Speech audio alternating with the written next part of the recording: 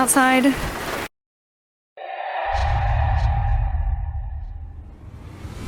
Jerome and Sandra Harold were a devoted couple who lived in Stamford, Connecticut. They were a lovely family with only one daughter named Susan. Susan was soon married, eloping with her husband, and the once lively and busy house was reduced to quietness.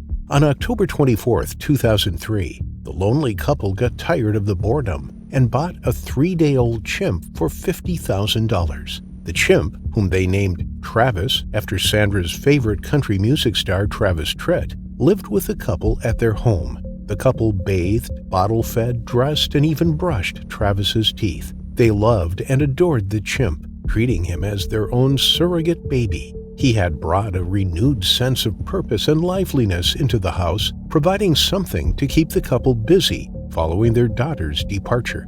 As Travis grew, he embraced the ways of his human parents, learning how to decipher their verbal and nonverbal language. The couple had to restructure their house to accommodate the fast-growing chimp. They created a huge room and hung swinging tires on ropes for Travis to play and roam. He was ever busy swinging and jumping on the couch and bed as the couple worked on other errands. At the dinner table, Travis had a seat and a stemmed wine glass. He took his meals with the family. The couple had really pampered him.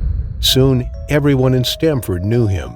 Neighbors and the police held and waved at Travis whenever they saw him. His friendly nature won the residents' hearts, and within no time, he was a local celebrity. He could dress himself, feed hay to the horses, open locked doors with a key, as well as water plants. To him, technology was a curious feat that he strived to learn. His love for baseball had him mastering watching TV using the remote control. The chimp could also boot and log into the family computer and browse pictures. He had a weak spot for ice cream, which had him memorizing the days and times that the ice cream truck passed by the house. In 2003, the couple headed to town to replenish their supplies, carrying Travis in the back seat with his window partially open.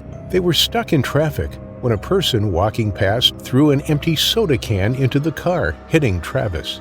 Calmly, Travis unbuckled his seatbelt, unlocked the car door, and chased after the culprit. However, Travis didn't catch up with him. He then knuckle-walked to the tarmac, lay on his stomach, and started rolling, bringing the traffic to a halt. The traffic officers had to call for backup, as the drivers and other locals were treated to a humorous chase. Travis smiled as he skidded and jumped over cars, evading the over a dozen police officers after him. The chase went on for almost 2 hours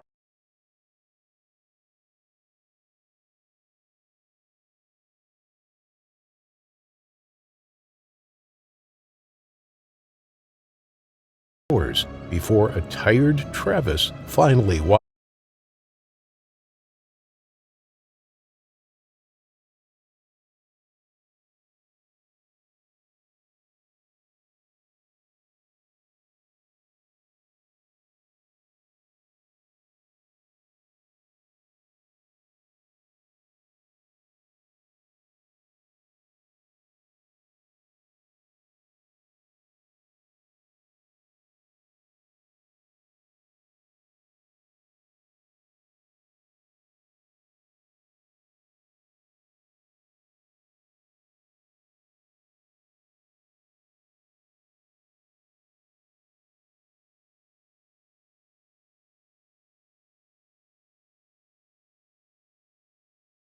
himself back into the car and buckled his seatbelt. This incident led to the Connecticut authorities passing a law that ordered no resident to own a pet primate weighing more than 50 pounds. Travis was luckily exempted from the rule because the Heralds had owned him for long and the authorities believed he posed no risk. Unfortunately, in 2004, a year after this incident, Jerome Harold lost his battle with stomach cancer. This left Sandra and Travis, who saw Jerome as his alpha, deeply devastated. The home was once again covered by a cloud of sadness as Sandra was down in the dumps.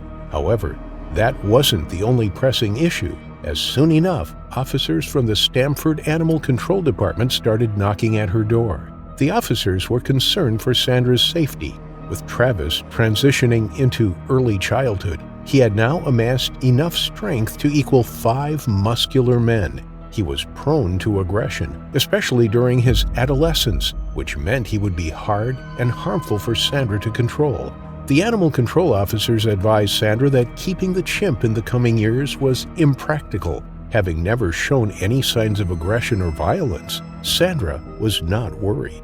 With grief over her gone husband gripping her like a vice, Sandra sunk into depression, halting all her social activities and communication. She spent days sitting and rocking back and forth on her chair by their yard as she watched the sunsets.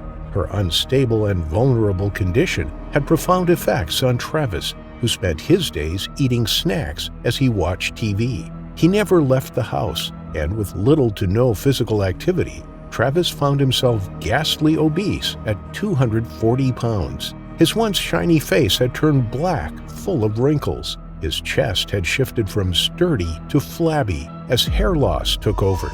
On Sunday, February the 15th, 2009, Sandra picked up her phone and rang her close friend Charla Nash, inviting her for a lively chat. Sandra and Charla had been friends for years, and she was a frequent visitor to the Herald's house. Travis knew Charla, having seen her uncountable times. After catching up, the two left Travis alone and headed to Mohegan Sun Casino.